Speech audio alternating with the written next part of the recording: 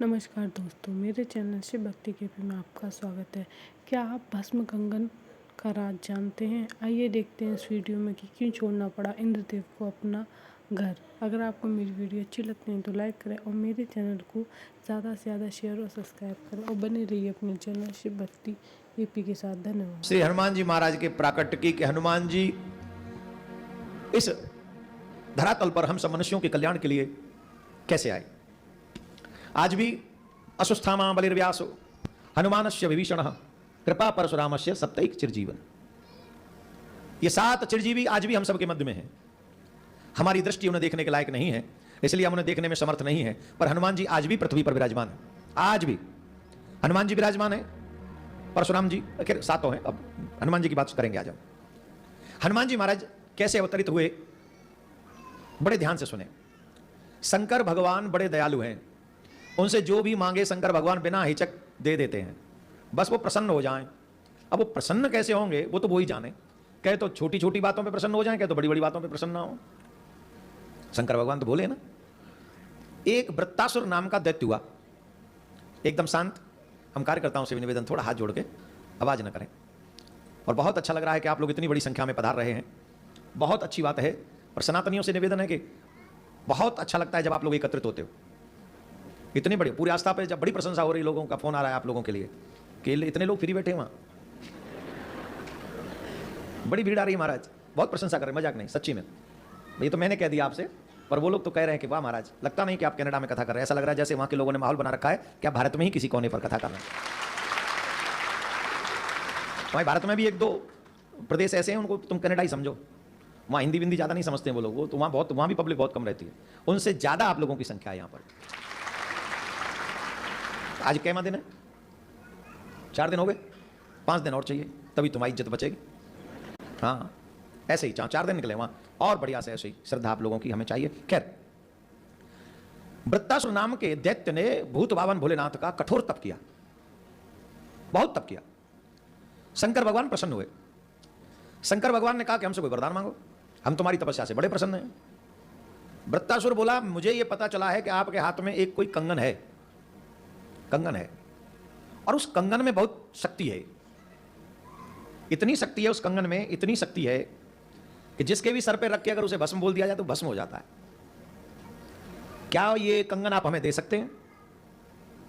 अगर आप हमारी तपस्या से प्रसन्न हैं तो वो कंगन हमको दे दीजिए। अच्छा, अच्छी चीज अगर अच्छे लोगों के हाथ में हो तो कोई बुराई नहीं, और अच्छी चीज बुरे लोगों के हाथ में हो तो पूरी मानव जाति के लिए खतरा हो जाता है। तो भगवान बोले, इस भस्म कंगन का तुम करोगे क्या? तुम्हें मतलब क्या पड़ा? कोई और चीज मांग लो, राज मांग लो, सत्ता मांग लो, कुछ और अच्छी अच्छी चीजें मांग लो, कुछ जो चाहिए सो मांग लो, पर ये भस्म कंगन ठीक नहीं तुम्हारे लिए। बोलना जी चाहिए। अब शंकर भगवान के पास कोई और ऑप्शन था भी नहीं, तो शंकर भगवान ने वो भस्म कंगन उसको दे दिया, ये ले। अब भस्म कंगन जब उसको मिल गया तो उसने पूछा, बोले बाबा हमको एक बात बताओ, ये कहां कहां प्रभावी होगा? भाई कोई जगह ऐसी तो नहीं है जहां ये अपना असर ना दिखाए, ये कहां कहां असर दिखाएगा? शंकर भगवान बोले हर जगह अपना असर दिखाएगा। बोले देवताओं पे भी? बोले हाँ पूरा, देवताओं पे भी पूरा असर दिखाएगा। बोले ब्रह्मा जी पे भी? हाँ हाँ, ब्रह्मा जी भी तो देवता ही हैं, उन पे भी असर दिखाएगा। और नारायण भगवान पे? शंकर भगवान बोले सूदी सूदी पूछ ले मुंह पे होगा कि ना है। हाँ मैं यही आ तो वहीं रहा था, कृपा करके बताओ इसका असर आप पे होगा कि नहीं? कहीं ऐसा तो नहीं मैंने आपसे लिया है इसलिए ठंडा पड़ जाए। शंकर भगवान बोले तुम जिसके भी सर पे रख के इस कंगन को भस्म बोल दोगे वो भस्म हो जाएगा। इसका नाम ही है भस्म कंगन। अब तुम जिसे भस्म करना चाहो रख दो, तपस्या से तुम्हें ये मिल गया। अब तो बड़ा खुश हुआ, ये तो शंकर जी को भी नहीं छोड़ेगा, ये तो बढ़िया है, बड़ी अच्छी पावर मिल गई। तो महाराज उस भस्म कंगन को लेकर सबसे पहले उसने देवताओं पे चढ़ाई करी,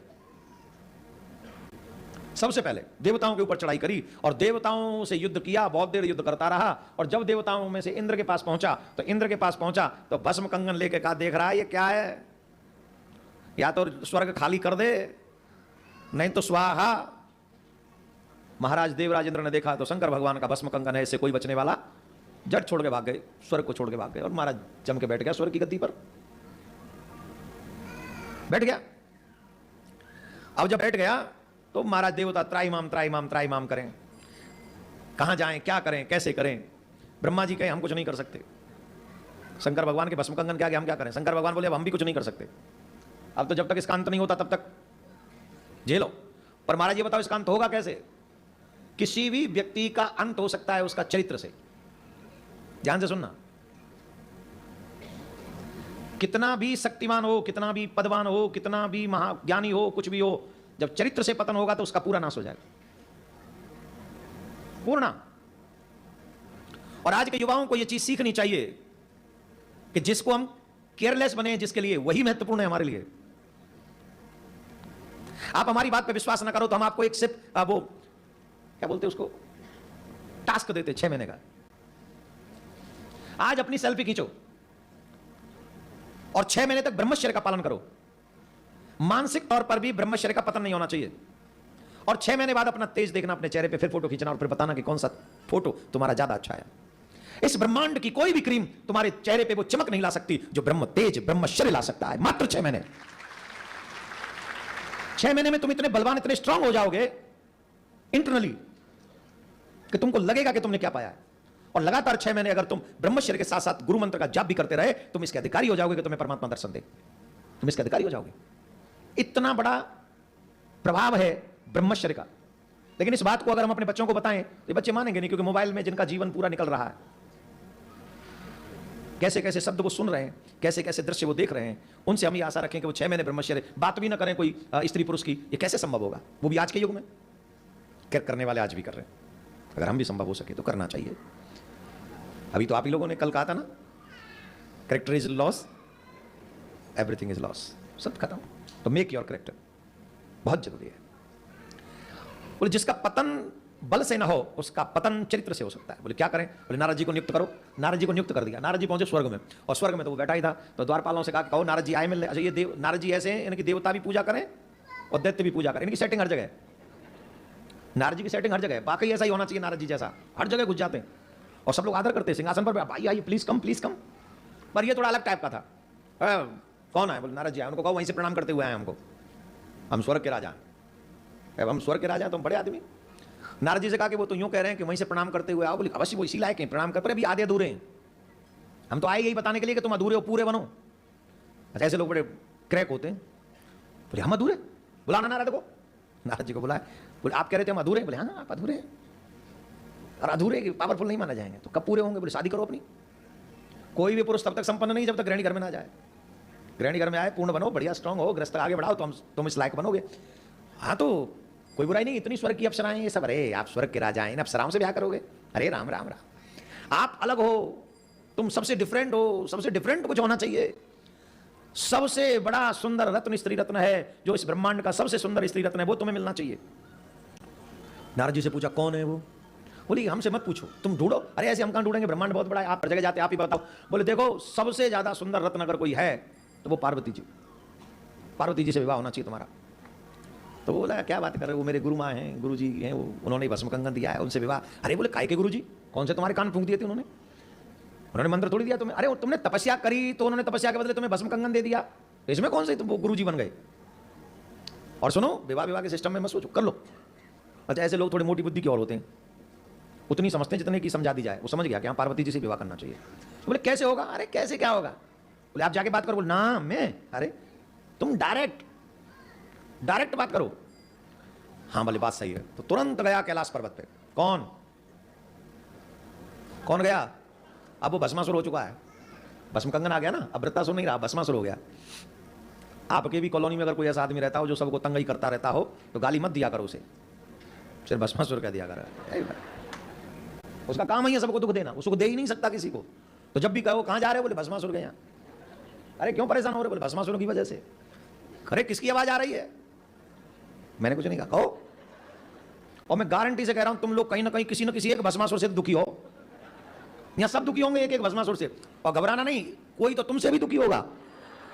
राधे राधे बोलना पड़ेगा, सही है कि नहीं? कितनों के लिए तो हम ही भस्मासुर हैं। हाँ क्यों नहीं है? जब हम सनातन धर्म की बात करते हैं तो कितने लोगों को तो हम ही को लगता है कि यही आदमी भस्मासुर है, सबसे बोल रहा है, ये फालतू बोलता है। नहीं, सनातनी थोड़ी कहते होंगे, अलग टाइप के लोग बहुत है संसार में। चलो खैर, सीधा भस्मासुर कैलाश पर्वत पे पहुंचा। शंकर भगवान को कहा भगवान हम आपको नमन करते हैं। अरे प्रसन्न रहो, खुश रहो, आनंद करो, बताओ कैसी शक्ति चल रही है? सही चल रही है? बोले चकाचक, कोई नहीं टिक रहा है। बड़ी कृपा है आपकी। अरे वाह, खुश रहो, ध्यान रखना सबका। हाँ पूरा।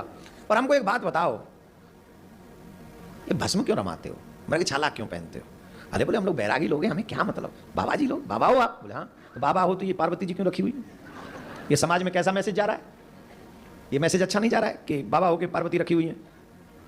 भगवान शंकर बोले अरे भाई कहना क्या चाहते हो? बोले यही कहना चाहते हैं कि आप भजन करो और देवी जी को हमें दे दो।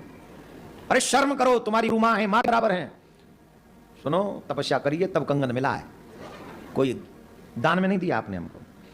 सावधान इस बात से रहना, या तो पार्वती दे दो और नहीं तो आपका दिया हुआ भस्म कंगन है हमारे पास। पार्वती जी बोली मैं तो पहले ही मना कर रही थी, पहले मना नहीं किया था, ऐसे लोगों को भस्म कंगन दे दिया, अब क्या करोगे? अरे बोले तुम चुप रहो, थोड़ी देर हैंडल करने तो दो, समझाने तो दो, मान जाएगा शायद। बोले ये इसकी खोपड़ी ऐसी है, बिल्कुल नहीं मानेगा। और मुझे आपका भी पता है कहीं ऐसे दानदाता ना हो जो आप कह दो कि पार्वती चली जा। आपको मेरी कसम लगा, देखो मैं पत्नी हूं आपकी। भगवान बोले चिंता मत करो देवी, जो भी होगा हम हैंडल करेंगे, तुम कोई टेंशन मत लो, तुम तो सिर्फ यहाँ चुपचाप खड़ी रहो, और युद्ध हो तो रुकना मत यहाँ। अब हम तो युद्ध करेंगे, पर युद्ध हो तो फिर ज्यादा देर मत रुकना, तुम निकल लेना, हम जब तक इसको रोकेंगे, क्योंकि भस्म कंगन चलाएगा हम पे भी है, जब नहीं मानेगा तो चलाएगा, तो तुम निकल जाना। बोल ठीक है। मेरे प्यारे भूत बावन भोलेनाथ ने बहुत समझाया, लेकिन ऐसे लोग कभी समझते हैं? नहीं समझा। भगवान ने युद्ध प्रारंभ किया और कहा पार्वती तुम जाओ। अरे पार्वती नहीं जाओ, भस्मासुर ने लड़ने के लिए तैयार हो गया और मां पार्वती वहां से अदृश्य हो गई। शंकर भगवान बहुत देर लड़ते रहे, और जब शंकर भगवान युद्ध करते रहे तो उसको लगा कहीं ऐसा ना हो पार्वती बहुत दूर चली जाए, तो उसने भस्म कंगन लिया शंकर भगवान के ऊपर रखने के लिए, तो भगवान भी अदृश्य हो गए।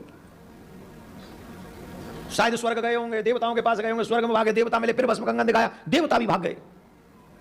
स्वर्ग में तो थे ही नहीं, देवता छुपे बैठे थे, जैसे तैसे मिले फिर भागे। फिर ब्रह्मलोक में चले गए। ब्रह्मा जी ने कहा बेटा ये ठीक नहीं, बोले युद्ध करो, युद्ध करो, ये रहा भस्म कंगन। ब्रह्मा जी के हम बूढ़े से कहीं युद्ध कर रहे हो, हमको युद्ध करने के लिए वेद मंत्र सुनो हमसे, तो बोले कुछ नहीं युद्ध करो। ब्रह्मा जी बोले तू जा यहां से, हमें युद्ध नहीं करना। अब ब्रह्मा जी भी चले गए। पार्वती जी दौड़ी दौड़ी पहुंची नारायण भगवान के पास, बोले प्रभु आज रक्षा करो हमारी, दुष्ट पीछे पड़ गया। बोले क्या हो गया? बोले वो भस्मासुर। बोले अच्छा शंकर भगवान का वरदान? बोले हाँ वही शंकर भगवान का वरदान पीछे पड़ गया हमारे, आपके भोलेनाथ का देखो ये। बोले आप चिंता नहीं करिए, आप हमारी माँ हैं, आप शांति से बैठ जाइए, छुप जाइए, हम इस वरदान को हम देख लेंगे। पार्वती माँ छिप गई।